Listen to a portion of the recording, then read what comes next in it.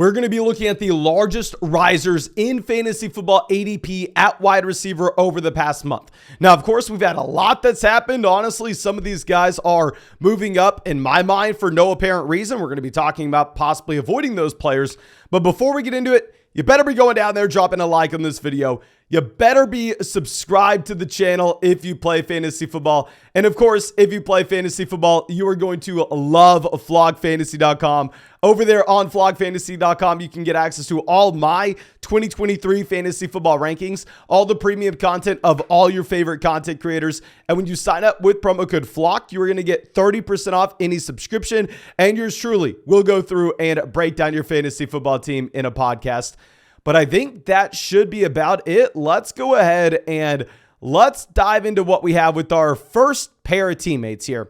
Rondell Moore has actually been the largest riser. We'll get to Hollywood in just 1 second. I mean, it kind of makes sense. You have DeAndre Hopkins leaving Arizona officially, and with DeAndre Hopkins on the way out, he is going to be leaving a decent amount of targets behind him. And I'm kind of upset that I wasn't coming out here and telling everyone, hey, grab Rondell Moore, draft Rondell Moore, draft Rondell Moore. Whenever back May 13th, he had an ADP of 172.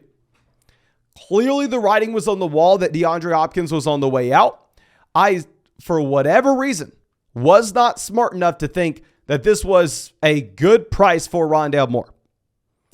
Well, he's risen over the past month, where now he's going at pick 135 in these drafts because you have Hollywood Brown, Rondell Moore, and that's pretty much it in Arizona. You have an injured Zach Ertz. You have an unproven Trey McBride. Yeah, you have a running back, but in reality, obviously, James Conner's not going to take too much away from the wide receivers. If we're looking at Rondell Moore, the player back in the 2021 NFL draft class, I actually liked him as a prospect. I mean, he checked a decent amount of the boxes that we are looking for. This was a wide receiver that broke out and dominated as a freshman at Purdue. One of the best 18-year-old freshman seasons you're going to find. And then he declares early as a junior, goes round 2 in the NFL draft. Like, I liked Rondell Moore as a prospect, if I'm going to be honest with you. But at the same time, if we are going to be looking at what he has done through the first 2 years of his NFL career, he's been bad. There's no other way to put this. I mean, with Rondell Moore, he was the wide receiver 73 as a rookie, wide receiver 41 this past offseason. Now, what was beneficial for Rondell Moore is you actually saw his target share in this offense take a massive jump up. You had Rondell Moore going from about 4.5 targets a game up to 7 targets a game this past season. That was a target share from 13% to 17%. Now, keep in mind, both Hollywood Brown as well as DeAndre Hopkins missed time this past year for Rondell Moore, and that was a big reason why he was able to take that leap going into year 2. Now, going into this next season, I'm fine if you want to be drafting Rondell Moore in underdog drafts, right? Because maybe he has a few random spike weeks where he actually goes out there and he is a top 24 wide receiver just based off of some random touchdown and obviously projects to see some volume. Now, if you're playing in a casual redraft like ESPN League, right, where you're only starting 2 wide receivers, a tight end and a flex, their wide receiver depth's not going to matter much. They were just trying to chase like the highest upside possible. And I don't really think Rondell Moore has a ton of upside based off of how bad this Arizona Cardinals offense should be this next season. Like, if you're going to go look at Las Vegas win totals, right now, Las Vegas sportsbooks have the Arizona Cardinals as the worst team in the NFL in 2023. So if you're in that casual, shallow league where we're just going for the highest ceiling possible, don't waste your time drafting Rondell Moore. Now, of course, if you're drafting in like an underdog draft where you have to go 18 rounds deep, where you're going to have to draft 8 wide receivers, and those wide receivers 6, 7, and 8 are going to matter a ton, there you can definitely be looking at Rondell Moore in that format. Now, Hollywood Brown, on the other hand, is a wide receiver you could look at in either format, to be honest. With Hollywood, he has a couple of very impressive marks on his overall profile, where this is a wide receiver that over the past 3 years has averaged a 24% team target share. Keep in mind, this is in a multitude of different offenses, so you're seeing that consistent volume with Hollywood. And if we're going to be looking at his air yards, this is also something that is remaining the same. With Hollywood Brown, he's averaged about 100 intended air yards per game over the past 3 seasons. This is great, not only from a best ball perspective, where maybe you have one of those massive deep balls going in the favor of Hollywood Brown, and he gives you a spike week that we're looking for at the right time, but also at the same time, I mean, this is just consistent volume that you were looking for, even if you are playing in that casual redraft format. Now, there have been some negatives when it comes to what we have with the touchdowns for Hollywood Brown. Hollywood Brown over the past 3 seasons has averaged about 0.37 touchdowns per game. That's a touchdown rate a little under 5%. But what we do know is with these touchdown rates, they're extremely volatile and extremely hard to predict going forward. It's going to be much easier to predict will be the target share of that player, their yards per route run, as well as their intended air yards. Those are going to be the 3 main things that we're looking at. And really the only red flag that you would have from Hollywood Brown there would be his yards per route run, which, to be fair, has declined every season from 2020 to 2021 to 2022. But there's one reason why Hollywood Brown deserves to be moving up as much as he is. So if you are looking at this, Hollywood Brown with DeAndre Hopkins in Arizona this past season was horrendous.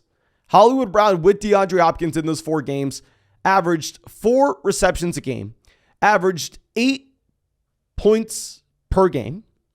Whereas if we're looking at the 8 games that Hollywood Brown played without DeAndre Hopkins, the man averaged a little over 6 receptions a game. He averaged almost 10 targets a game, and he was up there at about 15.5 points per game. Clearly, Hopkins not an Arizona Cardinal anymore. So when we're seeing Hollywood Brown move from an ADP of 75 up to an ADP of 61, I'm completely fine if you wanted to draft Hollywood in the 6th round of underdog drafts, where obviously all these wide receivers are going to push up heavily. Now, of course, there's some other running backs in that range that maybe you want to build around instead. Maybe in round 6, if J.K. Dobbins falls to in an underdog draft, you're going to go J.K. Dobbins over Hollywood Brown. Maybe you want to go with a elite level quarterback. Maybe you want to take Justin Herbert instead. Really going to depend on your overall team build. Obviously, if you're not in an underdog draft and you're playing in a casual redraft league, you will move Hollywood Brown down just a bit, where I think that he should be a solid wide receiver 3 based off how bad this team is. Now let's go over to our next guy. This guy's going to be pretty much an underdog exclusive, so I'll be very brief on him. Van Jefferson's moved up a decent amount in these drafts. Went from an old ADP of 176 to a new ADP of 149. And with Van Jefferson, you're never taking him in that casual ESPN redraft league. I mean, he just simply doesn't have the upside. I mean, if you're looking at his overall stat window over the past 3 seasons, it's just red on red on red. Yes, he went into the NFL in 2020 as a rookie, but as a rookie, he was incredibly old. Like, this is someone that should have been able to hit the ground running.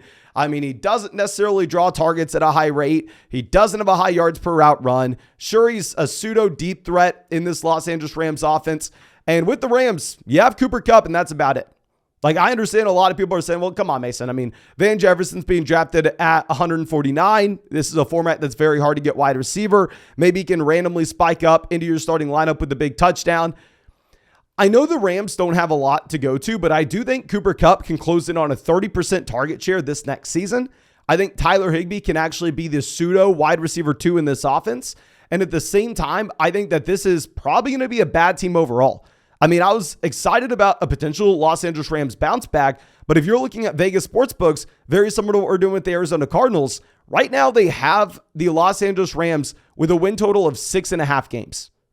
So honestly, with his rise in ADP, I'm probably done drafting Van Jefferson. I mean, I was fine with where he was going before, and I was fine mixing him in there. At the new price, it's probably a little too high for me, even if it is on Underdog. And of course, if you want to get in a draft with us on Underdog, y'all know we're drafting there literally every single day. I'm sure y'all have seen a million live streams by now. If you want to hop in a draft with us on a live stream or just one in the public lobby, go sign up for Underdog with a link in the live chat, link in the description, link in the comment section. Use promo code FLOCK and they'll match your first deposit dollar for dollar up to $100. Get my 2023 fantasy football rankings and a free trial to flockfantasy.com. Available in damn near every state. Best ball, so no time commitment at all during the season. That's how I drafted over 700 teams last year and won $150,000 on Underdog. Now let's go over to our next guy. Michael Gallup was a player that I was previously drafting a month ago. I mean, I actually liked grabbing Gallup at the discount, and this is something that I've had the issue with over the past few seasons now, because I cannot get Michael Gallup's 2019 season out of my head, where as a year 2 player, Gallup went out there and was extremely impressive in comparison to Amari Cooper in the same offense. For whatever reason, even though it was 2019, It was 4 years ago at this point. I can't forget it. So a month ago, I was happily drafting Michael Gallup at the discounted price. But now that he's moving up to be pick 128, I've had to reevaluate our stance because our previous stance was this is a talented player. Now, maybe he was just bad in 2022 because it was too early coming out the torn ACL. Maybe he needed an extra year to rehab and he was going to be great in 2023. Well, if we take a step back and you look at what you've had with Michael Gallup now for 3 straight seasons, no, Michael Gallup just isn't the guy we want him to be. Michael Gallup is just the wide receiver 3 on the Dallas Cowboys offense. I mean, this is a wide receiver that over the past 3 seasons has averaged 1.4 yards per route run. This is a wide receiver that has averaged a 16% team target share. Now, if you are drafting on Underdog where it's best ball and you're trying to chase spike weeks, then maybe, just maybe, you can convince yourself to draft him because he does operate as a deep threat in this Dallas Cowboys offense where he's averaged over 82 air yards per game over the past 3 seasons. But if you're in that casual ESPN league, there's just simply no reason to draft Michael Gallup there. Maybe instead you want to go through and make the bet on Brandon Cooks. And honestly, I'm a little more willing to bet on Brandon Cooks after seeing the stat window on Gallup here, updating this, doing the research. I mean, it's not like he was just bad in 2022. He wasn't good in 2021 or 2020 either. Now, going over to Jaden Reed, our first rookie on this list. This is a wide receiver that should be in a pretty good spot in Green Bay, right? I mean, you have Christian Watson, you have Romeo Doubs, who maybe is something. Jaden Reed, in my mind, is actually a much better prospect than Romeo Doubs was. I mean, if you were looking at the Jaden Reed prospect profile, couple red flags. Like the big thing that you're looking at is he stayed all 4 years at Michigan State. I mean, he's a 23-year-old rookie. Now, yes, I'll go through and I'll make excuses for some 23-year-old rookies and say, you know what? We should draft this guy. We should be excited about him when it's Christian Watson. And the reason he stays an extra season is because his junior year was pushed to the spring due to COVID. Or if it's Devonta Smith and he was at Alabama with Jerry Jeudy, Henry Ruggs, Jalen Waddle, sure, I'll make an excuse for someone having to stay all 4 years. But, I mean, come on. I don't necessarily see a reason why Jaden Reed had to do this to continue to develop. I mean, I don't necessarily think he has that good of an excuse. No, what's nice is he does break out as a freshman at Michigan State, which is extremely exciting. He does dominate as a junior, and he is a round 2 pick of the NFL draft. Now, if we're going to be looking at our overall prospect model and the historical scores that you have with Jaden Reed in comparison to some of these other guys, you have a bunch of bust in his range. You have guys like Kevin White, Leonte Carew, James Washington, McCole Hardman, Philip Dorsett, Henry Ruggs, Denzel Mims, Laquan Treadwell. But you do have some guys that were actually able to go out there and hit. You have Michael Pittman, Ayuk, Hollywood Brown, Christian Watson right ahead of him. So I think at his price, sure, if you want to take a swing for some upside, go for it. It really does depend on what you think of Jordan Love, of course. And to be frank with you, I just have no idea what to expect with Love. Now, let's go over to our next guy here. This one, going to be someone we've talked about before, so I'm going to keep it very brief. Elijah Moore, back a month ago, y'all know we made the video saying he was a must-draft wide receiver for us. Back then, ADP 104. Now he has an ADP of 88. With Elijah Moore, he was a phenomenal rookie. He was atrocious, like one of the worst wide receivers in the NFL this past season. He averaged 0.9 yards per route run in 2022, which truly was one of the worst marks in the entire NFL. Now, like I said, given his rookie season, given the strong prospect profile that we had out of Ole Miss and his fallout with the coaching staff, I think Elijah Moore can be much better in a new situation. And if you're looking at training camp reports coming out of Cleveland right now, they are raving about Elijah Moore. Everybody is saying Elijah Moore looks great. Deshaun Watson looks great. Now, I will be fine continuing to draft Elijah Moore at this new price tag after DeAndre Hopkins signs.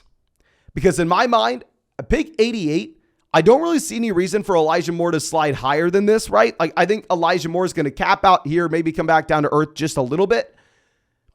And I really only see downside if DeAndre Hopkins were to sign, and then all of a sudden, Elijah Moore's value just craters. So I'm going to wait. And maybe it's a little different if you are only drafting in one fantasy football league and you have your draft next week, right? And you're saying, well, Mason, I'm not going to be drafting over 700 teams like you are on Underdog. It's not necessarily like I can go through and just take him a month from now. I understand that stance. It's just, in my mind, pick 88 kind of feels a little rich with the possibility of Hopkins going over now, even though y'all know, I really liked him at pick 104 before DeAndre Hopkins was a free agent as well. But now let's go over to our next guy. We are going to be looking at Deontay Johnson here. With Deontay Johnson, a wide receiver that I drafted the hell out of last year, and I wish that I didn't. Last year, we were drafting him thinking, okay, well, the man is at the very top of the NFL with targets. We know we want to be chasing targets. Efficiency is going to be volatile. That's going to go up and down. And yeah, that's kind of true. That's kind of what happened here, right? Where his targets remained about the same. He went from 2021 having a target share of 26%, where his target share in 2022 was 25%. So yeah, we kind of got that right. He continued to draw targets. But what also happened? While we thought the efficiency could possibly get better or maybe remain the same, it cratered. You have Deontay Johnson as one of the least efficient, if not the least efficient wide receiver in the entire NFL. He scores a whopping 0 touchdowns off of the 25% team target share that he has. He averages 52 receiving yards per game, 1.5 yards per route run. I don't know. Generally, I am always going to be one for going ahead and saying, let's chase the targets. Let's chase the targets. Let's chase the targets. But when you are this inefficient and you are this bad,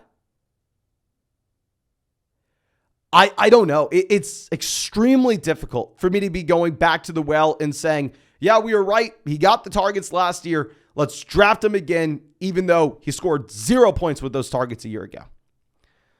But I think that's all I have for y'all in this video. Well, please let me know what y'all think with these players. Obviously, it's very difficult to just go draft them, don't draft them, draft them, don't draft them. It's a way more gray. It's way more complicated than that. But again, thank you so much, ladies and gentlemen. Really do appreciate you. Really hope you have a great day. And as always, if y'all want to get in a draft with us, we're drafting literally every single day on the live stream. Sign up to Underdog Fantasy with promo code FLOCK, and they're going to match your first deposit dollar for dollar up to 100. Plus, you will get our 2023 fantasy football rankings and a free trial to flockfantasy.com. But thank you again, ladies and gentlemen. Really do appreciate you. Really hope you have a great day, and really hope we get to see you with the live stream later today.